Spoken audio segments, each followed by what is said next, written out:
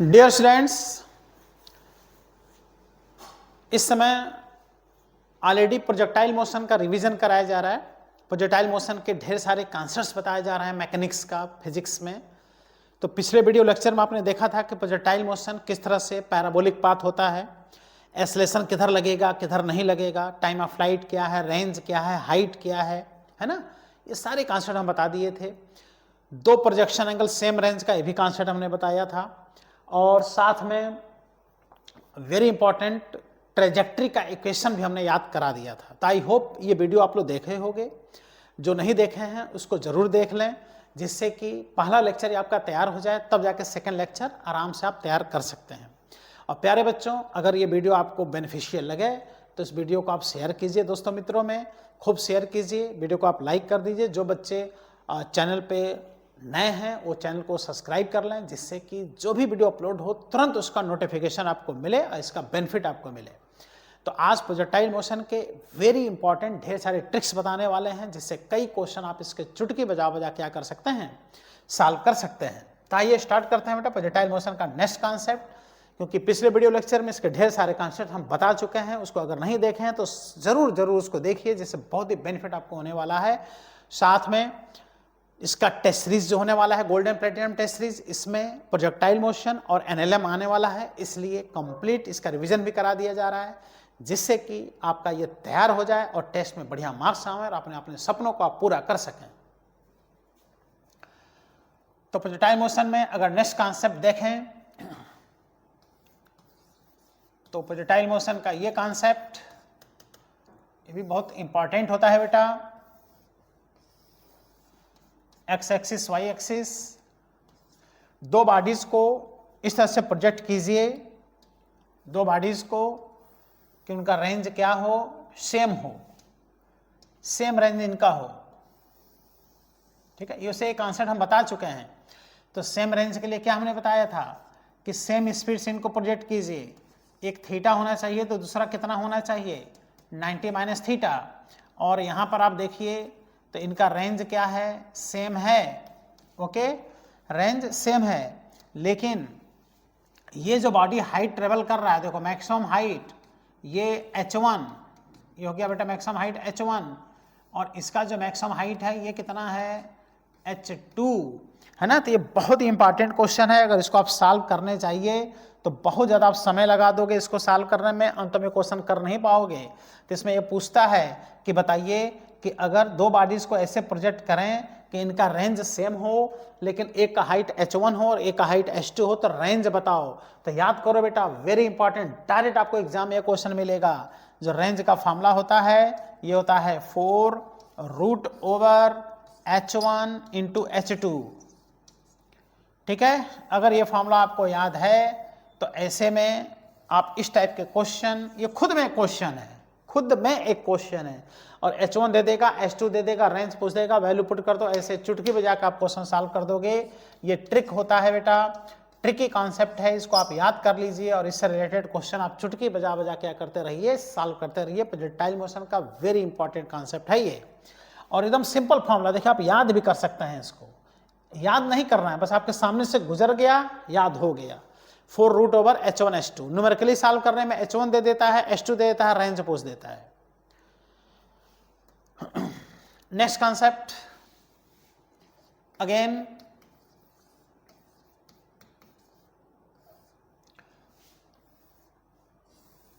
X axis origin, y axis, दो bodies को यहां प्रोजेक्ट हम करने चल रहे हैं इस तरह से कि दोनों बॉडीज का रेंज बेटा सेम है, दोनों का रेंज देखो सेम है। ओके, तो इसका जो रेंज है दोनों का r, लेकिन इसका जो टाइम ऑफ फ्लाइट है यह है t1, इसका टाइम ऑफ फ्लाइट है t2। इसके लिए कॉन्सेप्ट हमने बताया था कि सेम स्पीड से दोनों को क्या कीजिए, प्रोजेक्ट। ओके, लेकिन एक का प्रोजेक्शन एंगल थीटा, दूसरे का प्रोजेक्शन एंगल 90 माइनस थीटा।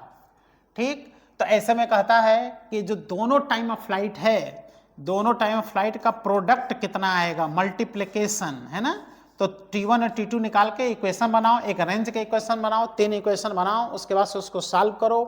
तो ये आता है T1 into T2 equal to 2R upon G। Clear?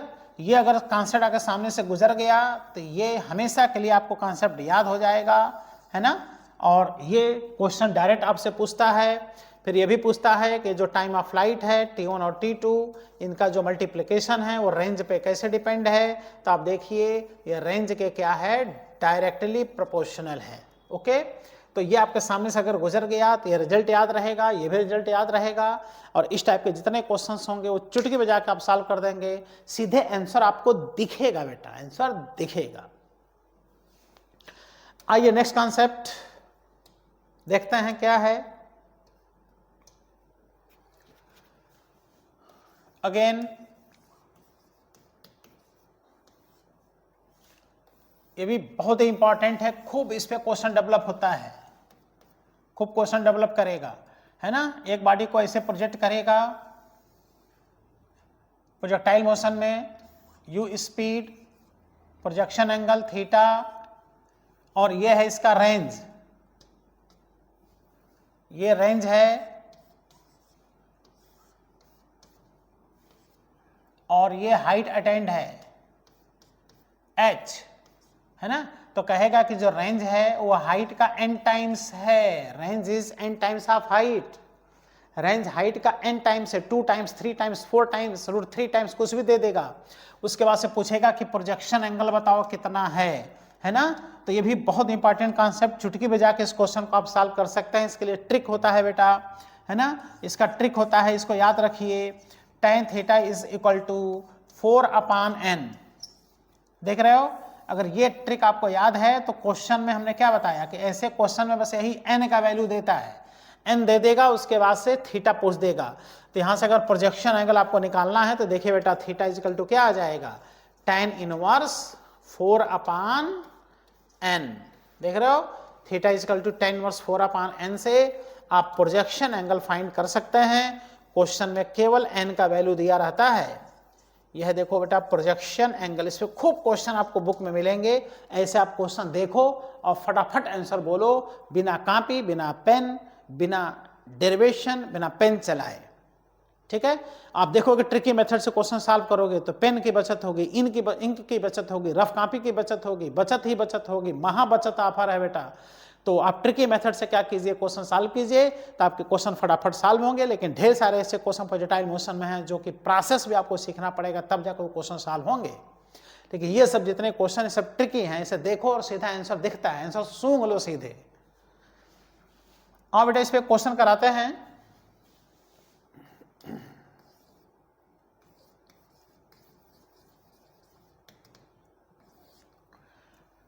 Question में कहेगा कि एक बॉडी को इस तरह से प्रोजेक्ट किया गया कि उसका जो रेंज है वो हाइट का 4 टाइम्स है।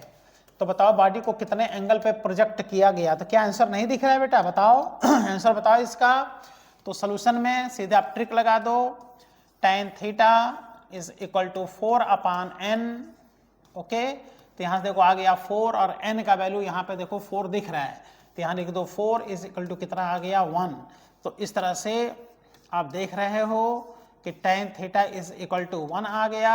और ऐसा कितने डिग्री पर होता है, tan 45 डिग्री पर। इसका मतलब बॉडी को कितने डिग्री पे प्रोजेक्ट किया गया है बेटा, 45 डिग्री पर देखो प्रोजेक्ट किया गया है। देखो तुरंत सॉल्व हो गया, वो दिया है ना, देखो रेंज हाइट का 4 टाइम्स है, तुरंत क्वेश्चन आपका सॉल्व हो गया। आइए नेक्स्ट क्वेश्चन देखिए। नेक्स्ट क्वेश्चन, अगर एक बॉडी को इस तरह से प्रोजेक्ट किया गया कि रेंज जो उसका है हाइट का 4√3 टाइम्स है, देन पूछेगा कि बताओ प्रोजेक्शन एंगल कितना है। तो कितना आसानी से इस क्वेश्चन को आप सॉल्व कर सकते हैं with help of tricky method. Okay, जब इसको आप सॉल्व करेंगे तो ट्रिक लगा दीजिए, क्योंकि यहाँ पर जो n का वैल्यू दिख रहा है, n का वैल्यू देखो 4√3 दिख रहा है। तो यहाँ ट्रिक लगा दो बेटा, tan theta is equal to 4 upon n। तो यहाँ से आ गया 4 और n का वैल्यू दिखाई दे रहा है कितना, 4√3 इज इक्वल टू 1 अपान √3। और ऐसा होता है कितने डिग्री पर, tan 30 डिग्री, यानी यहाँ जो बॉडी का प्रोजेक्शन एंगल है वो कितना डिग्री है बेटा, देखो 30 डिग्री इसका प्रोजेक्शन एंगल है।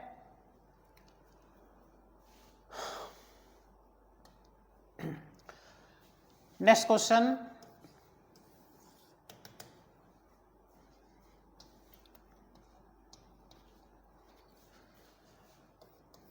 अब कहता है कि अगर एक बॉडी को इस तरह से प्रोजेक्ट किया गया कि रेंज और हाइट दोनों क्या है, सेम है, तो ऐसे में कहेगा कि फाइंड प्रोजेक्शन एंगल, रेंज और हाइट दोनों सेम है।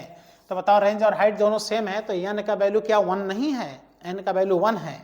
तो जिसको हम लोग सॉल्व करेंगे तो यहाँ पे हम ट्रिक लगा दें, तो ट्रिक आ जाएगा बेटा tan theta is equal to 4/n is equal to 4/n के स्थान पे 1 इज इक्वल टू कितना आ गया 4। तो यहाँ से जो प्रोजेक्शन एंगल आ गया वो आ गया tan इनवर्स 4, और tan इनवर्स 4 का नियर अबाउट वैल्यू होता है कितने डिग्री, 76 डिग्री। ऐसे में आइडिया लग गया कि किसी भी बॉडी को अगर 76 डिग्री पर प्रोजेक्ट किया जाए, हॉरिजॉन्टल से 76 डिग्री पे प्रोजेक्ट कर दिया जाए तो उसका रेंज और हाइट दोनों सेम होता है।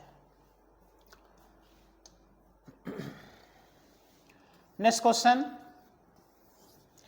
एक बॉडी को इस तरह से प्रोजेक्ट किया जाए कि उसका जो रेंज है वो हाइट का कितने टाइम्स है, 3 टाइम्स। तो ऐसे कंडीशन में उसका बताओ प्रोजेक्शन एंगल कितना होगा। देख रहे हो रेंज हाइट का कितने टाइम्स है बेटा, 3 टाइम्स। सॉल्व हो जाएगा कि नहीं बताओ। तो आओ आराम से सॉल्व करते हैं, लगा दो ट्रिकी मेथड।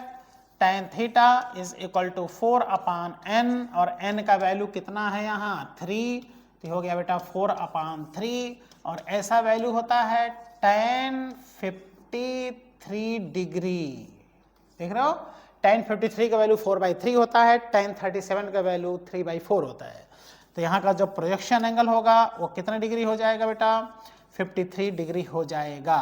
देख रहे हो, तो ये ऐसा ट्रिक हमने बताया tan theta equal to 4/n। इस ट्रिक की ये विशेषता है कि इससे कई क्वेश्चन आपके ऐसे डायरेक्ट चुटकी बजा बजा क्या हो जाता है सॉल्व, क्वेश्चन का आंसर दिखता है, सीधा सीधा आंसर दिखता है बेटा यहाँ पर।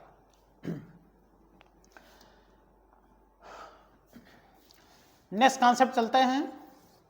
नेक्स्ट कॉन्सेप्ट, और यह भी बहुत इंपॉर्टेंट कॉन्सेप्ट है, प्रोसेस आप क्वेश्चन सॉल्व करेंगे तो बहुत ज़्यादा समय लगा देंगे, है ना। किसी भी बॉडी का थीटा डिग्री पे प्रोजेक्शन करने पर t समय बाद से बॉडी का चेंज इन लीनियर मोमेंटम पूछता है। Change in linear momentum of body in projectile motion after time t समय बाद से बॉडी का चेंज इन लीनियर मोमेंटम कितना होगा, है ना। वो टाइम दे देगा, बॉडी का मास दे देगा और चेंज इन लीनियर मोमेंटम पूछेगा।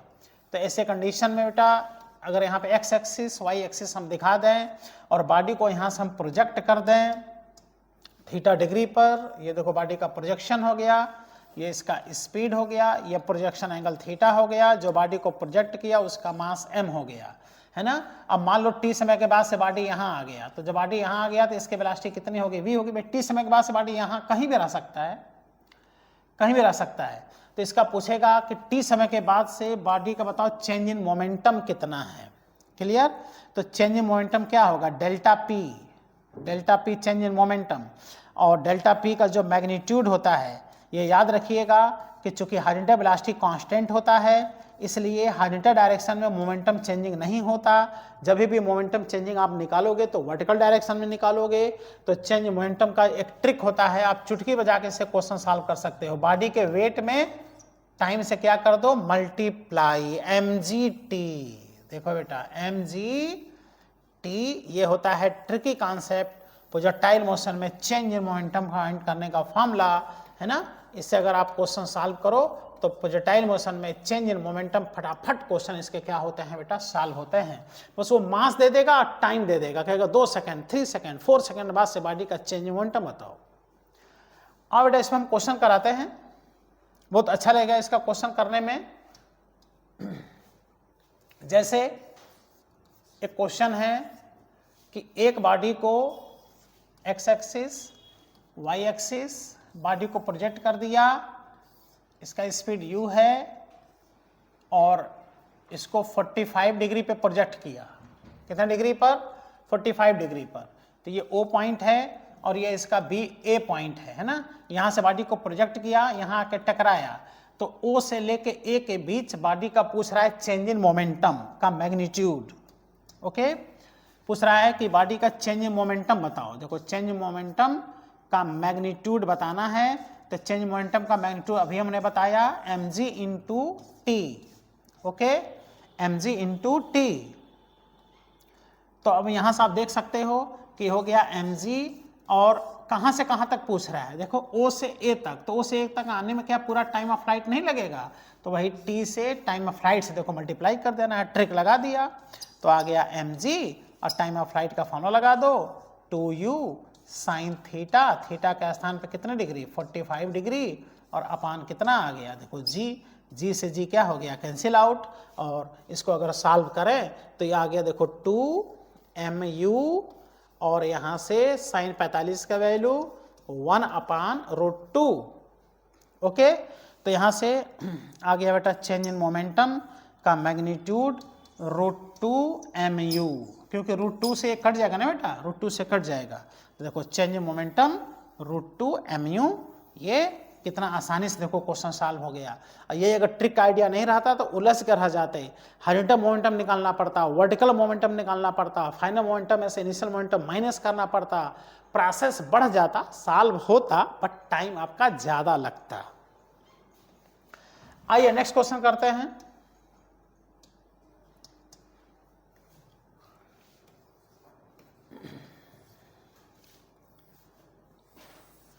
X axis origin, y axis, एक बॉडी को प्रोजेक्ट किया, और ये बॉडी ओ से यहाँ पे बी पर आया, ये ए पर आया, तो ओ से लेके बी तक ये इसका स्पीड u है, एंगल ऑफ प्रोजेक्शन 45 डिग्री है, बॉडी का मास m है। तो अब पूछ रहा है कि बॉडी का चेंज इन मोमेंटम ओ से लेके बी तक बताओ, इसका मैग्नीट्यूड बताओ। तो क्या करोगे, ट्रिक लगा दो mg इंटू टी, तो ये आ गया देखो mg, और t का स्थान पे टाइम ऑफ फ्लाइट का आधा रखना होगा बेटा, क्योंकि o से b तक टाइम ऑफ फ्लाइट का हाफ वैल्यू यूज होगा। तो ऐसे में आप देखो ये कितना आ गया, देखो हाफ mg, और टाइम ऑफ फ्लाइट का फॉर्मूला यहाँ पर रख दो 2u साइन 45 डिग्री अपान g से g क्या हो गया कैंसिल आउट, और यहाँ से अगर देखा जाए तो 2 से 2 भी कैंसिल आउट हो गया, और बच गया mu, और साइन 45 का वैल्यू कितना आ गया mu अपान √2। ये चेंज इन मोमेंटम का मैग्नीट्यूड O से लेके B तक, मतलब हाईएस्ट पॉइंट पर O से लेके प्रोजेक्शन पॉइंट से लेकर के हाईएस्ट पॉइंट के बीच का चेंज इन मोमेंटम आ गया। तो इस तरह से पूरा प्रोजेक्टाइल मोशन में बहुत ढेर सारे ट्रिक्स हैं, प्रोसेस भी हैं, सब पे ध्यान देना चाहिए। Range, height, time of flight, maximum range, maximum height, trajectory एकदम क्लियर रहना चाहिए, और उसके बाद से 150 क्वेश्चन आप ईमानदारी से सॉल्व कीजिए, तो प्रोजेक्टाइल मोशन एकदम आपका क्लियर रहेगा, कभी क्वेश्चन आप गलत नहीं करेंगे। ये सब इजी टॉपिक है मैकेनिक्स के, और इसके एक क्वेश्चन 2 क्वेश्चन एग्जाम में आता है, बढ़िया से सॉल्व कर सकते हैं। तो पूरी मैकेनिक्स से क्वेश्चन जेई में, नीट में जबरदस्त आते हैं, लेकिन टफ क्वेश्चन नहीं आते हैं, ध्यान देना। मैकेनिक्स बहुत ही लेंदी है, 12 टॉपिक है, यूनिट डायमेंशन से लेकर के सिंपल हार्मोनिक मोशन तक, और डायरेक्ट आपको 10-12 क्वेश्चन एग्जाम में मिलते हैं, जिसको आप बढ़िया से तैयार कीजिए और अपने सिलेक्शन को प्राप्त कीजिए और अपने सपनों को पूरा कीजिए। तो प्यारे बच्चों, मिलते हैं अगले वीडियो में। वीडियो को जरूर आप लाइक कर दीजिएगा, इसको चैनल को सब्सक्राइब कर लीजिएगा, और इसको बेनिफिशियल अगर आपको वीडियो लगे तो अपने दोस्तों मित्रों में ज़बरदस्त इसको आप शेयर कीजिए, जिससे कि चैनल ग्रो करे और हम लोग का सफल हो। थैंक यू बेटा, बाय बच्चों, जय हिंद।